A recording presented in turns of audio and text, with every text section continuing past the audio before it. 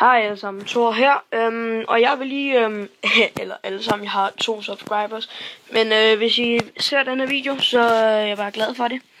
Jeg er inde på mit værelse, spiller noget PS3, jeg spiller Spider-Man 3 lige nu. Jeg kan godt lide Spider-Man, jeg synes det er awesome. Og så har jeg lige fundet den her glitch. Prøv lige at se hans arme. Prøv lige at se. Altså, det er meningen, at jeg skulle kravle der, men ja. Men seriøst, prøv lige at tjekke de der arme ud. Hvad sker der for dem? Prøv lige at se. Altså, er det der ikke sådan praktisk talt umuligt, ikke? Det var bare lige den lille korte video, jeg ville vise jer. Altså, sidst jeg lavede en video, så var Alex her jo ikke, men jo, der var han her, men han er her ikke i dag, desværre. Ellers ville det have været lidt sjovere. Men vi ses.